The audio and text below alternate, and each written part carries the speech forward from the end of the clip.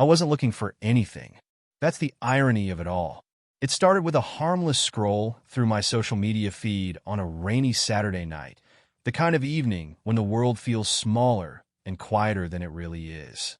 I had just finished a long week at work, and my only goal was to relax on the couch with a beer, mindlessly tapping through pictures of barbecues, vacation spots, and smiling faces of people pretending their lives were perfect. Then I saw it. A photo popped up from one of those mutual friends you don't think about often. It was taken at a cozy little coffee shop downtown, the kind that's known for its dim lighting and walls covered in artsy graffiti. I recognized the place immediately. My wife, Julia, had told me she hadn't been there in years. She said it didn't fit her vibe anymore, that the crowd had changed. That's why I never questioned her when she suggested other spots for our rare date nights. But there she was, unmistakable in the frame. Her familiar auburn hair fell over her shoulder, and she wore that green sweater she always called her lucky charm. She was sitting at a corner table, laughing like the world outside didn't exist. Her hand rested lightly on the arm of the man sitting next to her. I had to blink to make sure I wasn't imagining it. I zoomed in on the man, my thumb trembling slightly against the screen. His face was sharp and well-defined, his eyes locked on her, as if she was the only thing worth looking at. I knew that face. Not personally, but from old pictures she used to keep in a box buried in our closet. That was her ex-boyfriend, the one she had dated before me. The one she said was a closed chapter. I tried to remember the last time she had mentioned him. It must have been years ago, when we first moved into this house, when she reassured me that their relationship had been young, impulsive, and doomed from the start. I believed her then. I had no reason not to. But now, that old ghost had stepped into my present, and I was suddenly the one who felt like a shadow, an unwanted figure lurking outside her real life. I didn't say anything right away. I sat there for a moment, staring at the photo as if doing so would change it. As if the laughter would fade, the hand on his arm would disappear, and the version of her I thought I knew would come back. But the photo stayed the same, mocking me with its casual intimacy. I didn't need to be a detective to know something was off. After a minute, I tossed my phone onto the coffee table, the screen facing down like it carried a curse I didn't want to see again. My mind raced through the possibilities. Had this been a one-time meeting? A chance encounter? Or had it been going on behind my back for months, maybe years? My instincts told me it wasn't innocent, but I needed proof. I stood up, the floor creaking under my weight as I paced around the living room. The sound of the rain tapping against the windows matched the thudding of my heartbeat. The anger didn't come all at once. It arrived in waves, each one stronger than the last. I wasn't sad. I didn't have time for that. I was angry. She wasn't home yet, which gave me time to think. Julia had gone out earlier, saying she needed to meet a friend for dinner. I didn't ask which friend, but now I wished I had. The thought of her sitting across from him at a candlelit table made my fists clench involuntarily. I checked the clock. She would be home soon, and I wasn't sure what I'd say when she walked through the door. But one thing was clear. I wasn't going to sit quietly and let this fester like some open wound. I wasn't the type to bury my head in the sand or wait for the truth to reveal itself. I would pull it out of her, piece by piece if I had to. I grabbed the photo again, memorizing every detail as if it were evidence in a trial I was preparing for. Her laugh, his stare, the way her body leaned toward him as if it had never leaned toward me like that in years. When I finally heard the key turning in the lock, I exhaled slowly and stood by the window, watching her reflection in the glass as she entered the room. She looked surprised to see me standing there, but her smile remained intact. For now, this wasn't going to be a peaceful night. I wasn't looking for a fight, but I wouldn't back down from one either. I had questions, and she'd better have answers. As the door closed behind her, I could feel the weight of everything about to unravel. Julia set her purse down on the kitchen counter and smiled in that casual, end-of-the-day way, like she had no idea the world was about to tilt sideways. "Hey," she said softly, the keys clinking as she tossed them into the bowl near the sink. I didn't respond. My eyes followed her as she walked to the fridge, pulled out a bottle of water, and leaned against the counter while she took a sip. She looked so calm, so untouched by guilt or suspicion, and for a moment I felt like a fool. What if I was wrong? What if the photo didn't mean what I thought it did? But then her phone buzzed in her pocket, and instinct kicked in. I knew better than to let doubt weaken me. I'd seen enough to know something wasn't right. She noticed me staring and tilted her head, playful confusion on her face. "What's up?" "You're just standing there like you've seen a ghost." "I could say the same about you," I said, my tone sharper than I intended. She blinked, thrown off by my response. "What's that supposed to mean?" I didn't answer right away. Instead, I reached for my phone, picked it up off the coffee table, and swiped the screen to the photo. I turned it around and held it up so she could see it from across the room. Her face changed instantly. The smile slipped, her body stiffened, and for a split second, I saw a panic flicker in her eyes. But it vanished just as quickly, replaced by something cold and calculated. "Where did you get that?" she asked, her voice low and steady. "Social media," I said, tossing the phone onto the table again. "It's funny how things come full circle when you least expect them." She crossed her arms and leaned back against the counter, as if she were bracing herself for impact. "That's from a couple of weeks ago," she said, her tone shifting into something that sounded rehearsed. "It's not what you think." "Then tell me what it is," I demanded, my voice rising. She hesitated just for a second, but I caught it. She wasn't expecting me to push this hard this fast. "It's nothing," she said, shaking her head like I was being ridiculous. "I ran into him by accident. We hadn't seen each other in years, and we had coffee." "That's all?" "Just coffee?" I asked, stepping closer. "You expect me to believe that?" "It's the truth," she insisted, her voice a little louder now. "You're blowing this way out of proportion." "Am I?" I shot back. "Because you told me you hadn't been to that place in years. Remember that? Or was that another lie?" Her lips pressed into a thin line, and for a moment, she didn't say anything. I could see the wheels turning in her head, searching for an angle that would make me back down. "I didn't think it was important," she said finally, her voice softening like she thought she could smooth this over with a gentle touch. "It was just one meeting. We talked about old times, caught up, and that's it.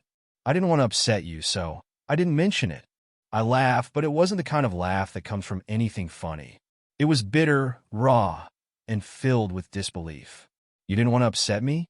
That's convenient. You lied to me, Julia. Don't dress it up like you were trying to protect my feelings." Her face hardened. "I didn't lie. I just didn't think it mattered." "It matters now," I said, my voice low but firm. "And I'm not buying this innocent coffee date story. So, I'll ask you again. What's really going on?" She pushed past me, walking into the living room and sitting on the edge of the couch.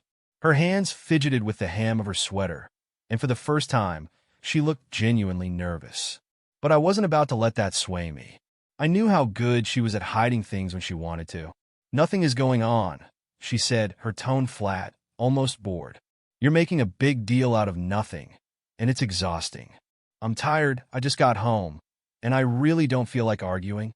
I stared at her, the woman I'd built my life around, wondering how much of that life had been built on things I didn't know. My mind flashed back to every late-night text she claimed was from a coworker, every time she got home later than expected, and every excuse that didn't seem suspicious at the time. I wasn't the paranoid type, but now I wondered if I should have been. "You don't feel like arguing?" I repeated, shaking my head. "That's convenient too." She sighed, rubbing her temples like I was the problem. "You're seeing something that isn't there, and I don't know how to convince you otherwise." "You don't need to convince me," I said, leaning against the arm of the couch. "I'm going to find out the truth whether you like it or not." Her eyes met mine, and for a brief moment, I saw fear. Not the kind of fear that comes from being wrongly accused, but the kind that comes from knowing you've been caught and not knowing what's going to happen next. I wasn't going to stop until I uncovered every piece of it. The silence between us stretched longer than it should have. I stood there, arms crossed, waiting for her next move. I wasn't going to let her retreat behind vague words and tired sighs. Not this time. The air between us felt charged, like the room was holding its breath, waiting for something to break. "Fine," she finally said, leaning back against the couch cushions. Her fingers twisted together, knuckles whitening as she clasped them tight. "You want the truth?" "There is no truth. It's exactly what I told you. We met for coffee." "That's it?" I laughed again, that same bitter sound that scratched at the walls of my throat. You expect me to believe that after everything? You told me you hadn't seen him in years, that you weren't in contact. So what happened, Julia? Did you accidentally bump into him on the street and decide to relive the good old days over coffee? Her lips parted, but no words came out. That hesitation told me more than any denial could. There was a gap in her story, something she couldn't smooth over, and we both knew it. You didn't accidentally meet him, did you? I pressed. She looked away, her gaze flickering to the window like she was searching for an escape route. I didn't plan it, she whispered. He reached out to me first. Messaged me on social media a few months ago. I didn't think it was a big deal. We just talked. A few months ago. My stomach twisted at the timeline. While I was busy planning weekend getaways and surprise dinners to keep our marriage alive, she was rekindling conversations with the man who used to have her heart. And you didn't think to mention that to me? My voice was steady, but inside, I could feel the anger clawing its way up my throat. She exhaled sharply, like she was tired of defending herself. I didn't think it mattered. It was harmless.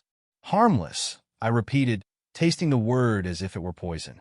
You're telling me that keeping secrets, meeting up behind my back, and lying about where you've been is harmless?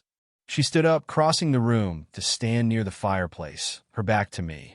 The soft glow of the table lamp highlighted the tension in her shoulders. I didn't lie, she said quietly. I just didn't tell you everything. I stepped closer, the space between us shrinking, but the emotional distance growing wider. That's the same thing, Julia. You think because you didn't explicitly say the words, it makes it any less of a betrayal.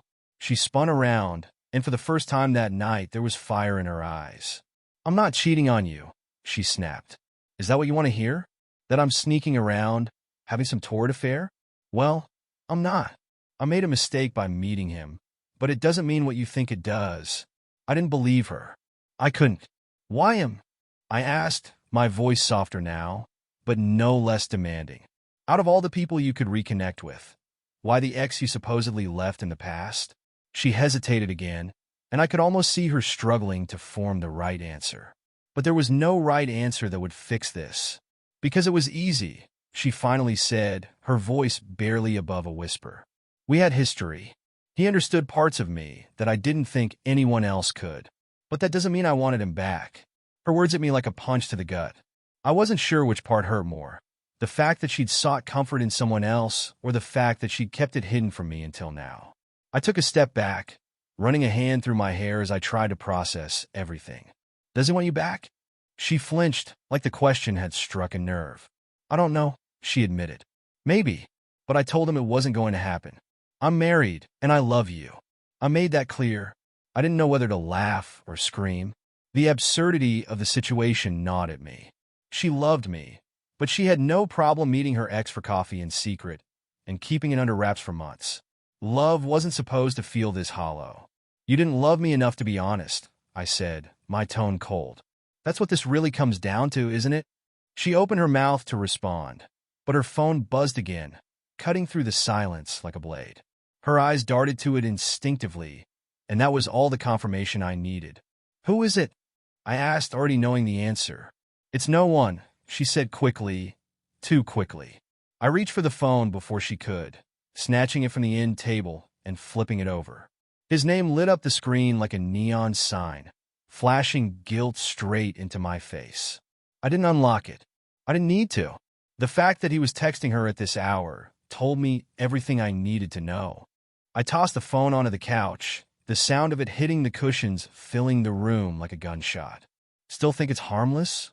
Her breath hitched, and I could see the cracks in her composure starting to spread. Please don't do this, she whispered. Don't turn this into something it's not. It already is, I said, my voice low but deadly. And I'm not stopping until I know exactly how far this went. The fear returned to her eyes, and for the first time that night, I saw real vulnerability. But I wasn't ready to feel sorry for her. Not yet. There were too many unanswered questions, and I wasn't leaving any stone unturned. I didn't sleep that night. How could I? Julia had gone to bed hours earlier, retreating to the comfort of our bedroom, like she could shut out the world and reset everything in the morning. I stayed downstairs, pacing the living room while fragments of our conversation looped in my head.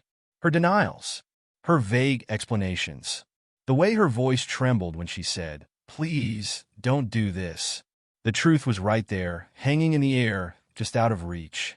I wasn't about to give up now. By the time the clock hit 3 a.m., I had made up my mind. I needed more than her half-baked answers. I needed proof, something undeniable that would force her to admit everything. If she thought she could sweep this under the rug, she was wrong. Her phone was still on the couch where I had thrown it earlier. I stared at it for a long time, debating whether this was the right move. I didn't want to be that husband, the one who snooped and invaded privacy. But wasn't that line already crossed the moment she lied to my face? I picked it up, my fingers gripping the edges as if it might burn me. The screen was locked, of course, but I knew her passcode. I wasn't proud of how quickly I entered it. Once I was in, I went straight to the messages. His name sat right at the top of the list, as expected. My thumb hovered over it for a second before I tapped it. The conversation opened like Pandora's box, and what I saw inside made my blood run cold. It wasn't just one or two texts. It was an entire thread stretching back weeks, maybe months. Messages about meeting up for coffee. Casual jokes about things they used to do together. Nostalgic references to their past that made me feel like an outsider looking in on a life I was never a part of. And then there were the messages that cut deeper, the ones that hinted at more than just friendly conversations. "I miss talking to you like this. Today reminded me of how easy things used to be. Can't wait to see you again." I scrolled further, my heart pounding like a drum. There were photos too, nothing explicit, but intimate in their own way. Pictures of the coffee shop, the view from some park bench I didn't recognize, and one of her smiling at the camera, her eyes sparkling in a way I hadn't seen in years.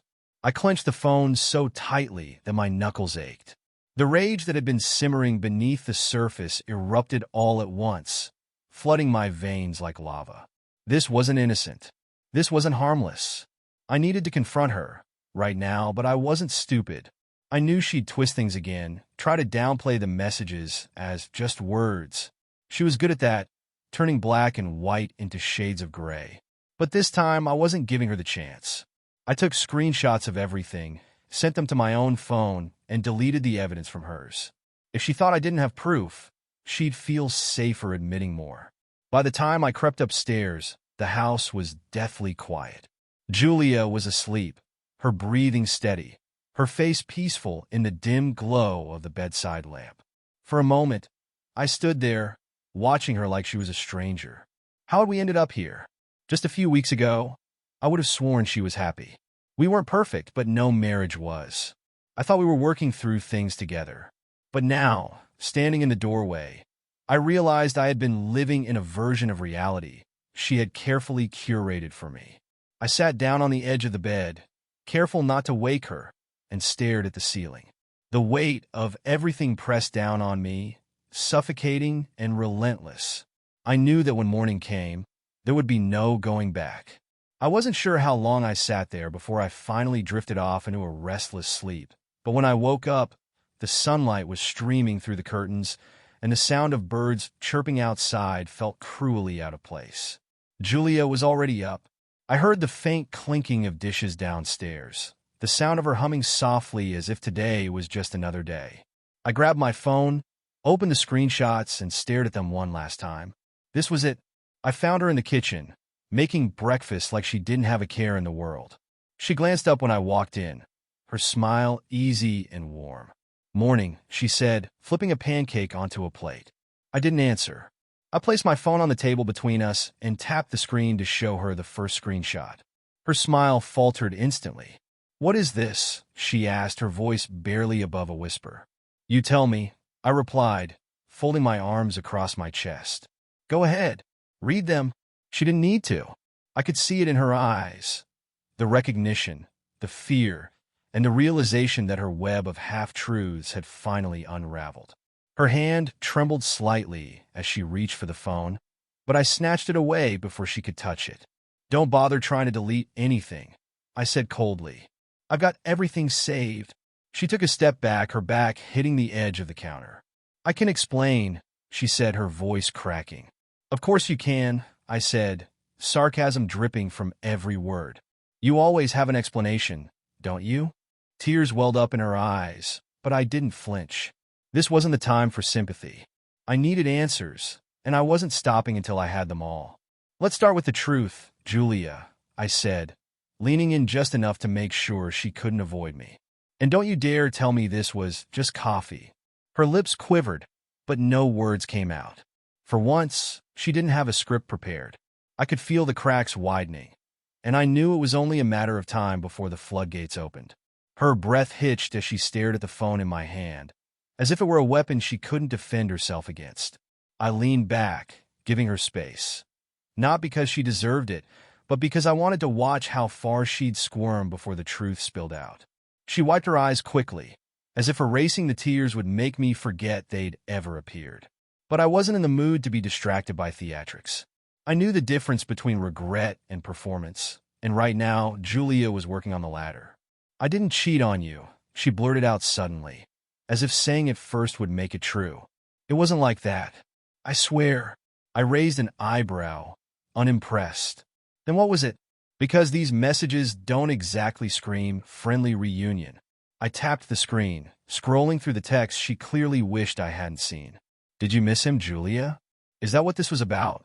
Reliving the glory days with the man who knew you before me. She bit her lip, her gaze darting around the kitchen like she was looking for a way out.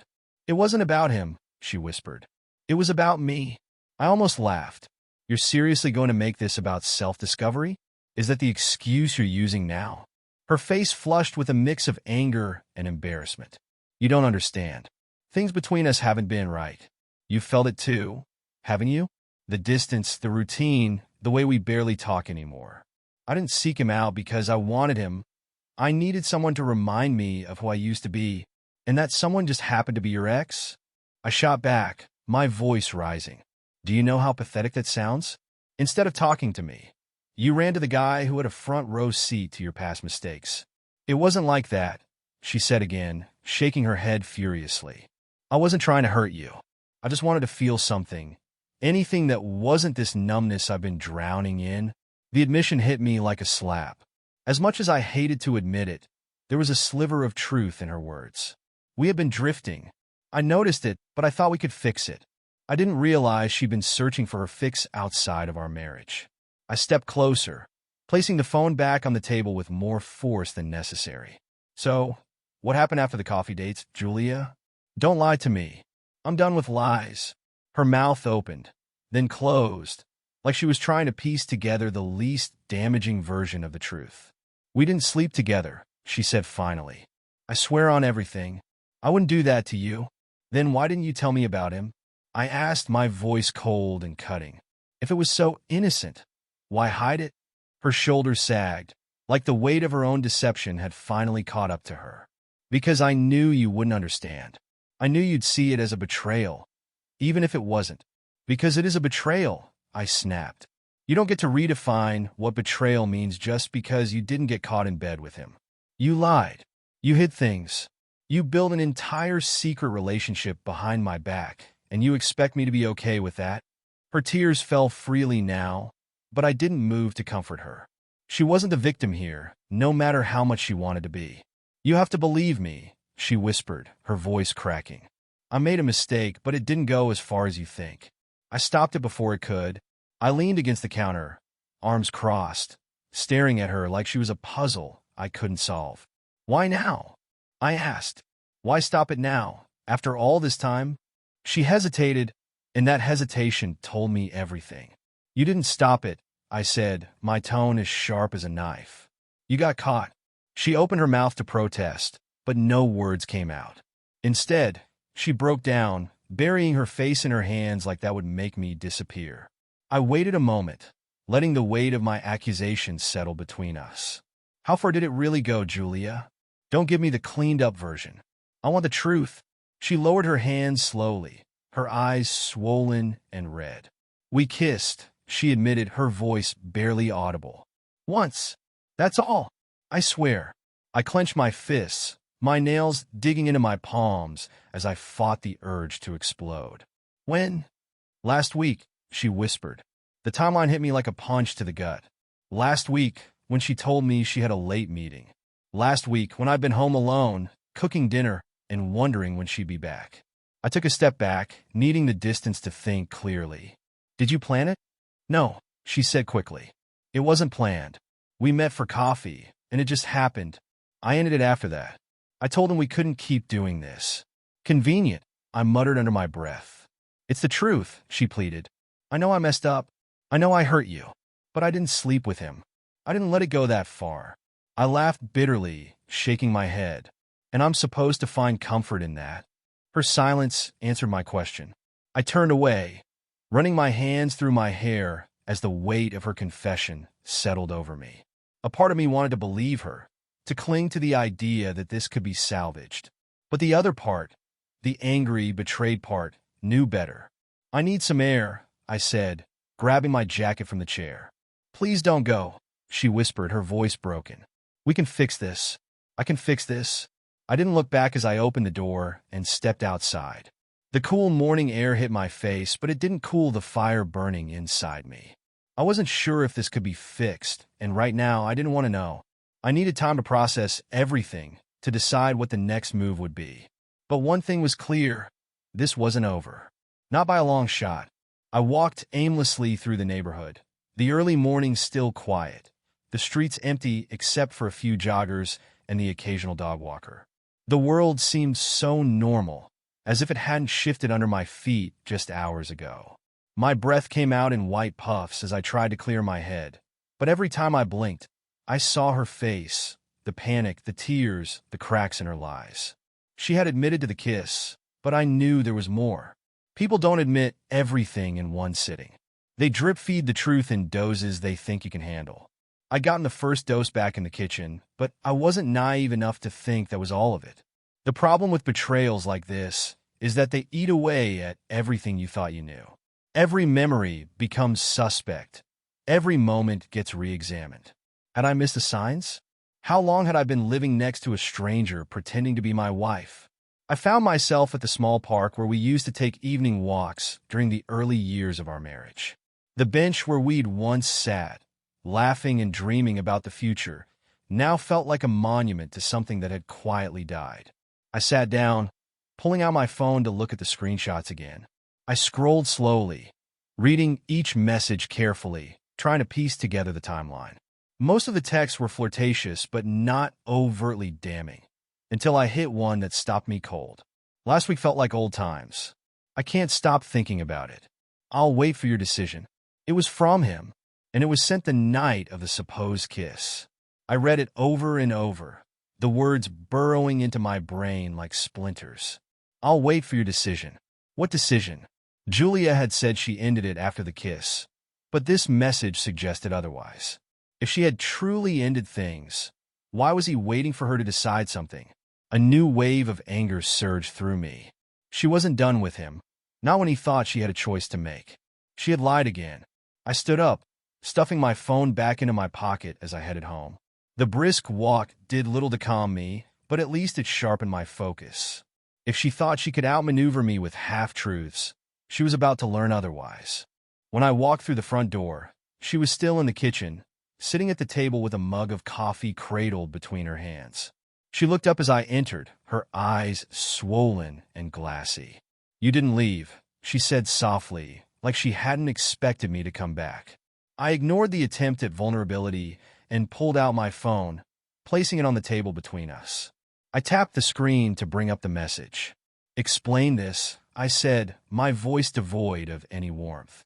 Her eyes flicked to the message, and I saw the way her breath hitched. She tried to compose herself, but it was too late. I caught her off guard. "It's not what you think," she said, her voice shaking. "Stop saying that," I snapped. "You've said that so many times I could tattoo it on my arm by now." What decision was he waiting for? She gripped the edge of the table, her knuckles turning white. "He wanted me to leave you," she admitted, her words tumbling out like they were burning her throat. "He said if I wasn't happy, we could start over. But I told him no. I told him I wasn't leaving you." The room felt like it had shrunk, the walls pressing in on me. "So he thought you needed time to decide?" "Yes," she whispered, tears streaming down her face. But I didn't need time. I told him that night it wasn't going to happen. I swear.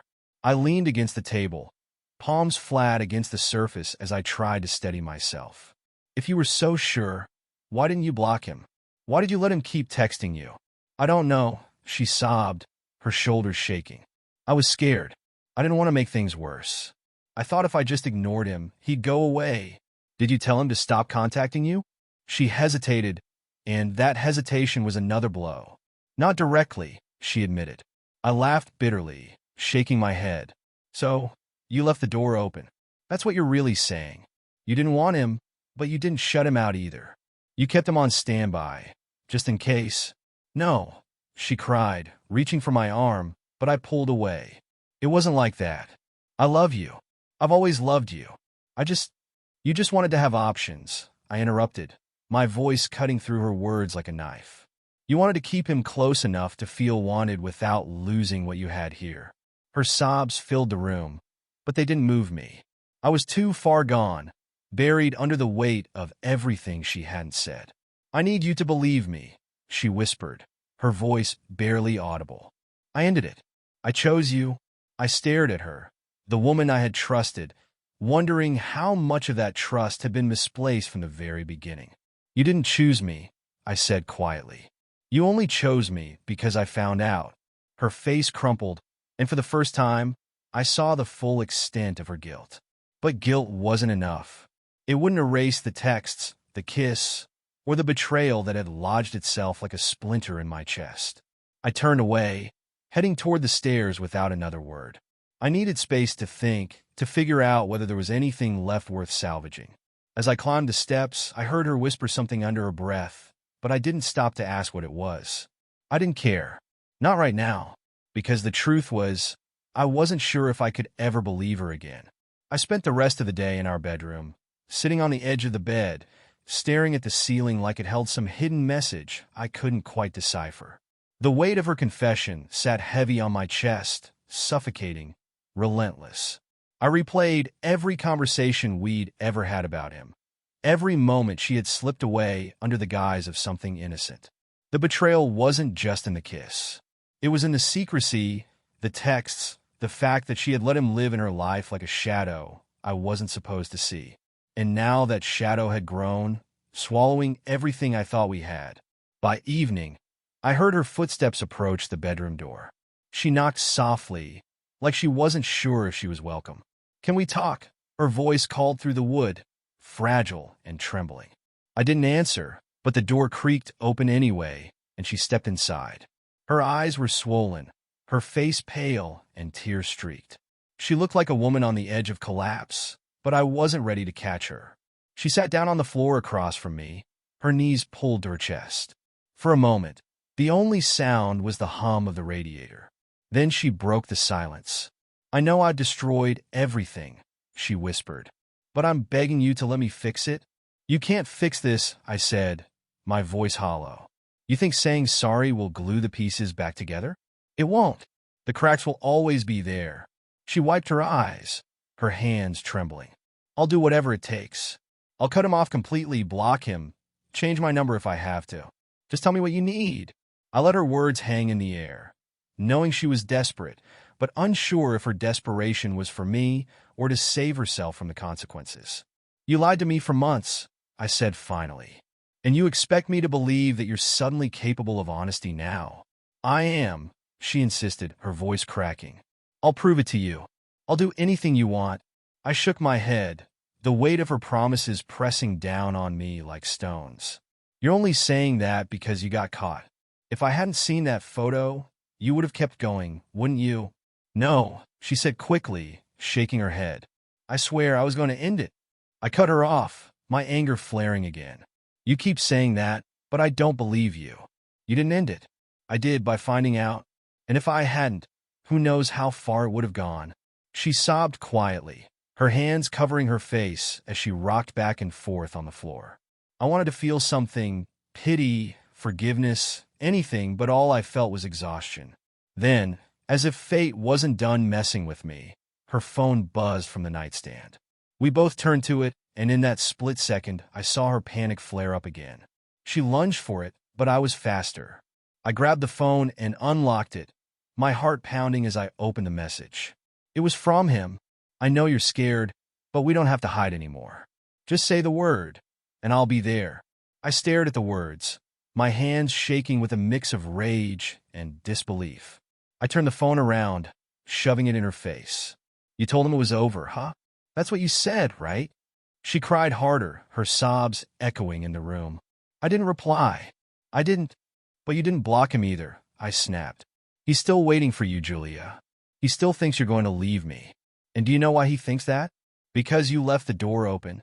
She collapsed onto the floor, her face buried in her arms, her body shaking uncontrollably. For a moment, I watched her, waiting to feel something, anger, satisfaction, closure. But none of it came. I just felt empty. I stood up, pacing the room as I tried to think. I could leave her. I had every reason to. But a small, nagging part of me wanted to know why. Not why she kissed him or why she lied, but why she kept holding on to him. What did he give her that I couldn't? I stopped pacing and sat back down on the bed, my voice calmer now, but no less serious. Tell me the truth, Julia. Why him? Why didn't you block him after you told me you ended it? She sniffled, wiping her face as she sat up, her back against the wall. I don't know, she whispered. I was scared. I thought, what if things between us didn't get better? What if you woke up one day and realized you didn't want me anymore? He was my safety net. He made me feel wanted, and I was selfish enough to keep him there just in case. Her words hit me like a hammer to the chest. This wasn't just about love or lust. It was about security, about fear, about her needing something I hadn't given her. But that didn't make it hurt any less. So, you were waiting to see if I failed, I said bitterly. And if I did, you'd have him ready to pick up the pieces. She shook her head, sobbing. No, it wasn't like that. I love you. I never stopped loving you. I didn't respond. I couldn't. My mind was a battlefield of conflicting emotions. And the truth was, I didn't know what I felt anymore. Love, betrayal, anger. They were all tangled up, making it impossible to see clearly. I stood up, grabbing my jacket once again. Where are you going? She asked, her voice panicked. I need time, I said without looking back. Don't follow me. As I walked out the door and into the cold night, I realized that the past wasn't just something Julia had dragged back into our lives. It was something that had its claws in both of us. The difference was she had opened the door willingly. Now, it was up to me to decide whether I'd close it for good.